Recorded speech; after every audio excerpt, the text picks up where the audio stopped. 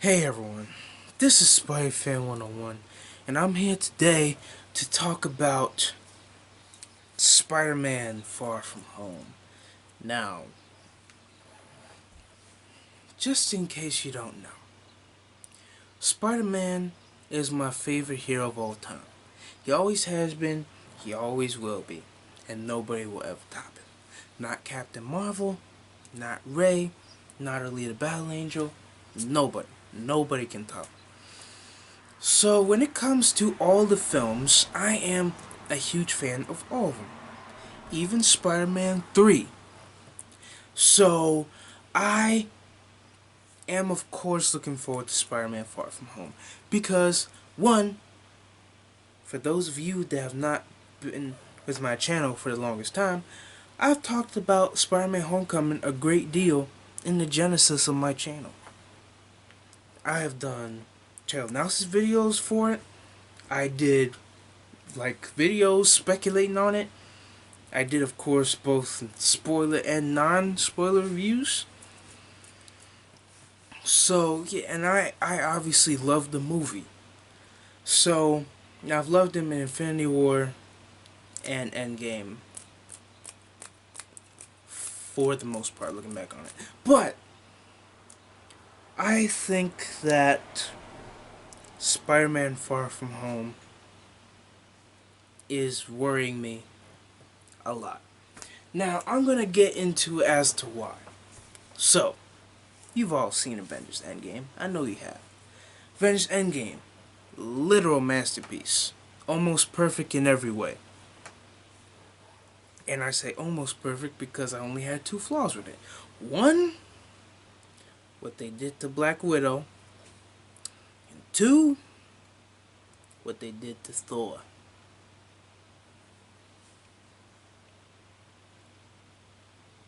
I didn't like it. But it doesn't change the fact that that movie is a literal masterpiece. A 3-hour long masterpiece. So, when Spider-Man eventually showed up in Endgame along with everybody else, I was obviously the loudest one in that theater. So, every time I saw him, especially that scene where him and Captain Marvel met for the first time, I could not tell you my excitement seeing Spider-Man and Captain Marvel on the same screen. I could not tell you the excitement I was feeling when I heard Carol Danvers utter the words, "Hey, Peter Parker." I felt like I was going to die right there. Literally. Like, that was one of my favorite scenes all in movie history. Also, like, Captain Marvel beating up Thanos. Like, that's just always fulfilling to see. But, like, I love Spider-Man in the MCU for the most part. I say for the most part because, upon rewatching all the movies that Spider-Man has been in so far, I've noticed something, and it's kind of like, it's kind of rubbing me the wrong way now that I think about it. So, obviously in Civil War, Tony Stark was the one that found, Peter. And I don't mind this, because, Peter, like, he's not gonna make himself known to the Avengers. He's not gonna be like, "Hey, I'm Spider-Man. I want to join a team right now." No, he's not gonna do that. But it was cool that he found him. But the fact that I didn't mind the fact that he still had the homemade suit. That's fine. That's fine. But the fact that I heard back in 2016 that Peter didn't even build or didn't even make the new suit that he was in. That was like, what? Like, in the comics, like it, even in films like even in films like The Amazing Spider-Man 1 and 2, Peter built his suits, he built his web shooters, he even built his eyes. And yes, like, they worked perfectly. Like, Peter Parker can build his own stuff, clearly. So the fact that Tony was the one that built his suit, and to a certain degree his web shooters. It was off-putting to me when I really thought about it. And then we got the Spider-Man Homecoming, where, you know, there's that scene on the boat where he was telling him what to do, and he's like, oh, it's like, oh, I want you to be better. You know what? Give me my suit back. I'm like, wait. What am I watching right now? Is this Iron Kid Homecoming, or is this Spider-Man Homecoming? Because, like, you don't talk to Spider-Man like that. Like, one, Spider-Man is a whole lot stronger than Tony, so he could have easily, like, been like, boom, out of pure frustration. Like, literally, like, in the Ultimate Comics, Spider-Man was dying, right? It was like in the middle of, like, the death of Ultimate Spider-Man. He had the bullet shot lodged in, like, his kidney or wherever it was, and Green Goblin was on the ground bleeding, like I will kill everybody you love. And in result, out of anger, Peter picked up an entire semi-truck. Even though he was bleeding out and dying, he picked up an entire semi-truck and hit him in the face like 15 times. That's how strong Spider-Man is. And you telling me he can't stand up to Tony? But no, that's not the point. The point is, like, it set me off. Cause I'm like no, there's a point to where, yes, Tony can be a mentor, but it's a whole different thing to act like you're his dad. Because I'm pretty sure Peter's dad and mother died in a plane crash. So why are you trying to act like Peter's father? Or, in worst case measures, act like a certain uncle of his. Now, when I was watching Endgame, I did get the vibe that, oh, like, this is you know, Tony was like Uncle Ben to him. Which I was fine. Like, I wasn't really thinking about that the first time I watched it, because I was like, oh my god, Tony's dying, no! But, which was a very sad scene. Like, rest in peace to Tony Stark. He had a great life. At least he went out fulfilling his mission. That's all I'm gonna say about that. But, you know, obviously, you know, he was like his modern day Uncle Ben, which was fine in that context. But now we get to Spider-Man Far From Home, and it's overkill. I get it. He's moaning over Tony's death. We all are. Okay? We all are. You think all of us are the same after Endgame? Nope. Nope. If you think that, you're wrong. You're wrong, buddy. You're lucky Disney's been releasing hit after hit after hit. Dumbo, we don't talk about that, but they release hit after hit after hit after hit. You're lucky. Right after Endgame's like, oh my god, we're so sorry for breaking the hearts of over 2 billion people. Here, we'll give you Aladdin. We'll give you Dark Phoenix, okay? We'll give you whatever you want. Just please, like, forgive us. Like, we get it, Disney. Thank you for trying to soothe our hearts. And, you know, you already did that after Aladdin. And then, you know, you're just doing it again and again and again, which is great. By the way, Aladdin was awesome. But, I told you Naomi Scott would do a great job, didn't I? But, the point is, Spider-Man Far From Home is doing the overkill. Now, I wasn't really thinking this with the first trailer. Because if you see my reaction to the first trailer, or the first trailers, I reacted to the trailer that Marvel released, react to the version that Sony released, the international trailer. And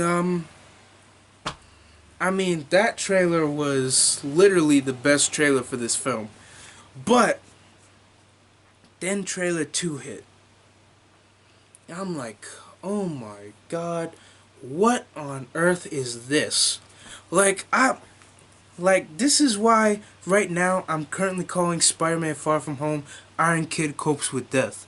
Because, literally, you can't tell me that upon watching these trailers, this feels like a Spider-Man movie. Because it doesn't. It feels like Avengers Endgame prequel number 1. It feels like Avengers Endgame epilogue number 1.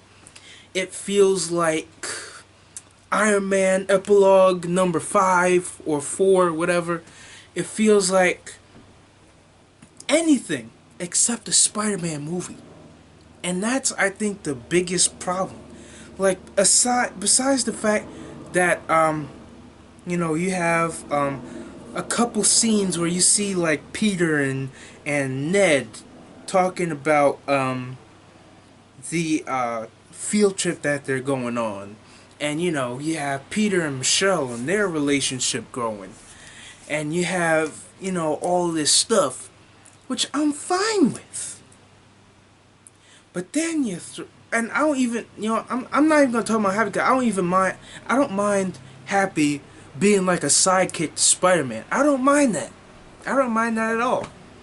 But you throw in Nick Fury, you throw in Maria Hill, you throw in Mysterio's a Spider-Man villain anyway. You throw in the Elementals, you're throwing in the multiverse, you're throwing it like. And people say this movie is convoluted. People say that this movie was convoluted. What? You gotta be kidding me. Honestly. Like, this movie is scaring me. Because I want it to be good.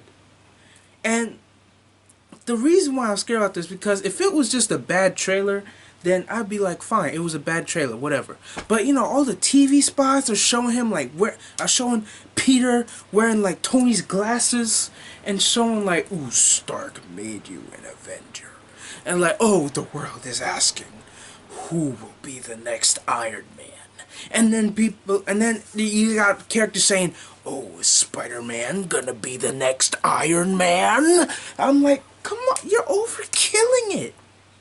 You are overkilling it. You are overstepping the boundary.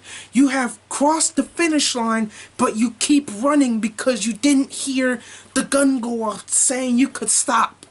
You're jumping leapfrog, but people have already stopped around you, but you're still going. You're still playing hopscotch, but there's no rope because the kids that were playing with you went home 2 hours ago. Like, relax. We get it. Tony's dead. We're all mourning his death. But does that change the fact that this is a Spider-Man movie? No! It doesn't. And the fact of the matter is, if it was a bad trailer, then that would be fine. It was a bad trailer. Whatever. Let's forget about it.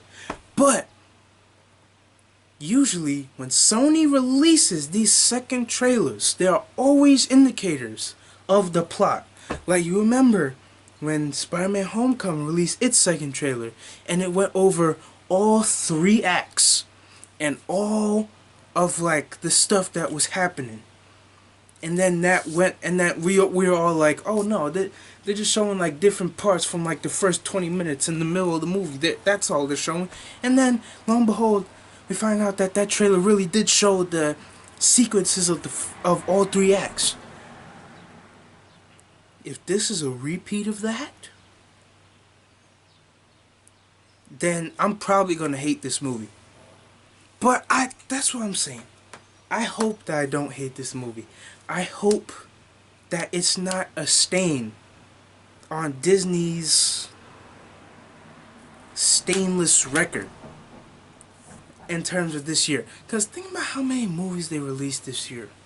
Like, you had Alita Battle Angel, Captain Marvel, Dumbo, we don't talk about that, Avengers Endgame, Aladdin, Dark Phoenix, yeah, Toy Story 4 come 2 weeks from now, and then you have this. So hopefully this is not another Stain, hopefully this is not another Dumbo, because I want this movie to be good. As a Spider-Man fan, in my heart, I want it to be good. But after seeing that second trailer, I was just like, can we get this guy back? After seeing that trailer, I was just like,